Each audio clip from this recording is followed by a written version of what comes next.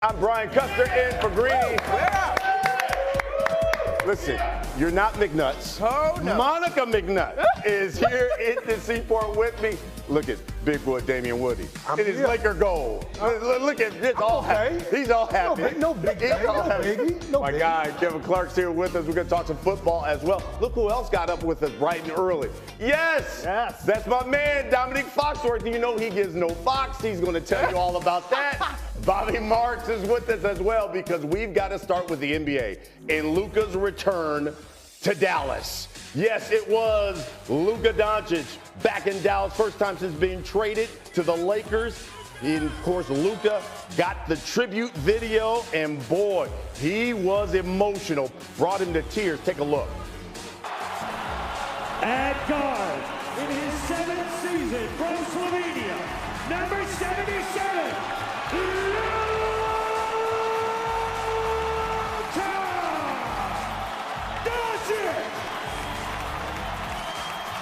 Look, I'm not gonna lie. I was emotional too. Luka, We know, BC. We know. Emotional. And then look at the two guys traded for each other, like, yo, give me a hug, give me a hug. And then Luka's first bucket. Dallas fans cheered him after every bucket he made. They didn't do so for Mavs GM Nico Harrison, though.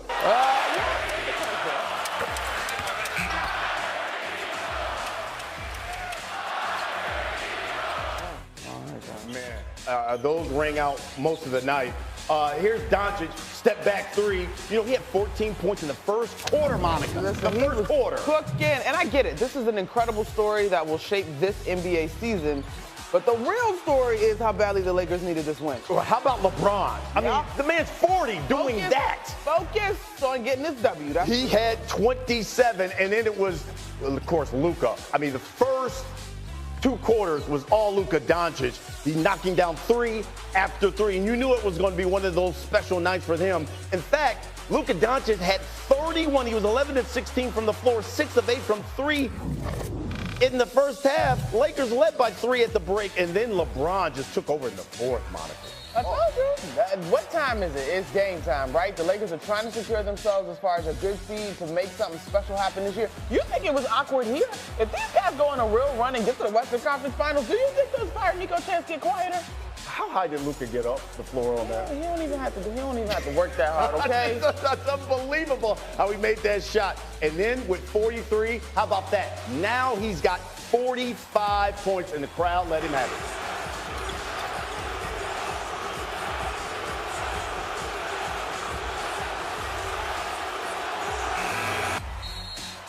You would have thought he was still a Maverick. Emotional night for Luka Doncic.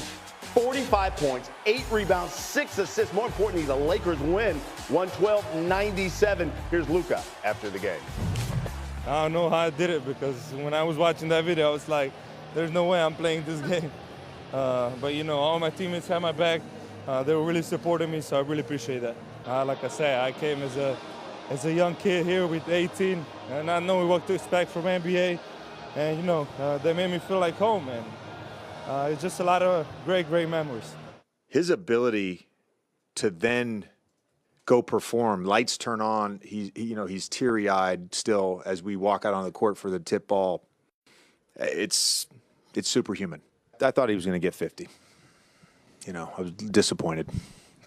So he let you down? Obviously tongue-in-cheek there from Redick. You know, you got to keep in mind, he got ejected just the night before in OKC and then comes out back in Dallas and puts up a 45-piece. Bobby, give me your reaction to the reception, though, that Luka Doncic got in Dallas.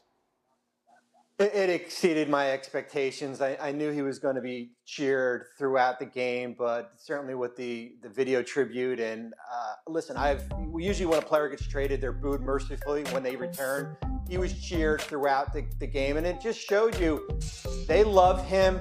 He didn't want to leave. It was a breakup that nobody wanted to happen outside of that Mavericks front office here, and he certainly put a knife in the back of that Mavericks organization as far as what the performance he was able to do last night. I gotta give some credit to our colleagues last night on the Countdown Show, BC. I thought Wendy had a great line about it. He's like, this is the night that Luka truly became a Laker because it is closing the chapter. You see the humanity of the moment, and I love what JJ called out in terms of the emotion that he was wearing. And we so often talk about Luka wearing his emotion. Usually, it's the kind of stuff that got him ejected versus OKC the other night, but this was a different side of him. And I think this trade is going to take years to really see who won, what's worth it. It's going to be one of those what if I told you things that we talk about in the lore of the NBA for a while. You know, it is interesting because the fans not only cheered him, they cheered him after every bucket. Every bucket he made, the fans went wild. Hey, Bobby, what about the Mavs? You know, not only do they do the tribute video, but they also had those T-shirts for everybody. Everybody in the arena. Your thoughts on that? Yeah, you know, it's interesting. It was like they broke up with Luka, right? They didn't want anything to do with him. It's like the ex breaking up with you, but she's going to still send you that nice video montage and a box of chocolates because she still wants to be friends with you. And I thought that's what the T-shirts were last night. So a little bit over the top from Dallas. I don't think they needed to go about that direction. Bobby, I thought the T-shirts were fine. I think it is a commentary on just how isolated this decision was, right? The organization as a whole, like whoever knew outside of Nico Harrison, that's a very, very small group and and his confidants, so to speak. But the fact that the rest of the organization lays it on thick, the trade is what it is. But I think celebrating what Luka did for that organization, going a little bit over the top, because the T-shirts definitely are more than what we see usually when guys return. Again, in this instance, because it is so unique, BC, I know you want a T-shirt, don't you? Yeah. I think it was okay. Like, because it's done now, right? It's done in the same season as the trade, because usually when this happens, a guy gets traded the year before, then they come back. It takes a minute to get the tribute video, all of that. It's done. Both of these teams are moving forward, and here we are. So what about the game itself? Because he puts up 45. And let's not forget, this is a game, Bobby, that the Lakers needed. Talk to me about Luka's performance in a game like this, in a critical game for the Lakers. Yeah, I think, Brian, two things stood out for me, and I kind of equated to like a 4x100 relay team. Basically, Luka ran the first two legs in that first half, and then he passed it to Rui and Austin Reeves, and then basically LeBron finished it off last night. As fresh as LeBron I've seen in a long time. And the other thing is, the ability of Luka to get to the rim, he's having a career low in percentage of his shots at the rim. 16 points last night on basically layups, and that just kind of opened up a lot of different things for him. Monica, what did you think about his performance? I had so much admiration for his ability to regulate his emotions. I am one who always falls back on the humanity of all of this. This is a monster moment, right? This is obviously ripe with feelings up and down the roster. I thought it was tremendous how the Lakers, his teammates, came and had his back, even the embrace, right? It's a little extra linger in terms of with LeBron as he's getting announced in Dallas. I actually think, and I said this yesterday, getting ejected in OKC was a little, in an odd way, it was a little bit of preparation. Now, there was no reason for him to yell at anybody because he was the most beloved person in the room in this game, but I do think it reminded Luka of his accountability and his role. Yeah, listen, I knew from the jump it was going to be a special night. You could just tell by the way he came out that he was going to have one of those nights. It wasn't a special night for GM Nico Harrison. Bobby, you've been in that position. Give me your thoughts, though, as you heard that crowd, the vitriol that as much as they chanted Luka, Luka, the fire Nico chants were just as loud and pronounced last night. Yeah, I was uncomfortable, and I was sitting in my office in Southwest Florida, and I turned to my wife and I asked her, like, what would you do if they were chanting fire Bobby? And she said, I wouldn't have allowed you to make the Luka trade. So that's my reaction to that there. Well, certainly, listen, I give him a ton of credit for being in, I guess, that little hallway there and being out in the public. But he's going to live with this, man. This is going to be, it's either going to go one way or another here. They're going to win a championship, and maybe he's the hero, or there's going to be significant collateral damage. And I think I'm leaning a little bit more towards the collateral damage part.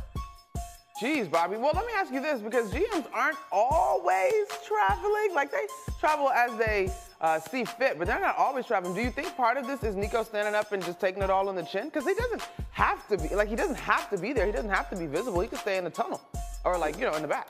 No, I saw him when I was up in New York a few weeks ago when they played the Nets and the Knicks here, and he was with the team and he sat in the crowd, Monica. Like, he was out there, no security, no nothing.